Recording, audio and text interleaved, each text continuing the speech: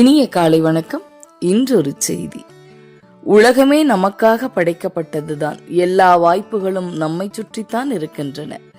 பிறரை எதிர்பார்த்து காத்திருப்பதை விட நாமே முயன்றால் எதையும் வெல்ல முடியும். ஜெயித்தவர்களிடம் அப்படி என்னதான் இருக்கிறது?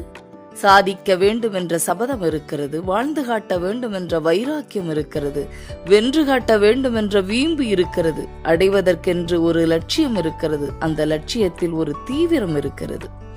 வாய்ப்பு எங்கே எங்கே என்று தேடுகின்ற தாகம் இருக்கிறது. வாய்ப்பு வரவில்லை என்றால் அதை உருவாக்கும் திறமை இருக்கிறது. உணவு, உறக்கம் இவற்றை கூட ஒதுக்கி உழைக்கும் அந்த உத்வேகம் இருக்கிறது.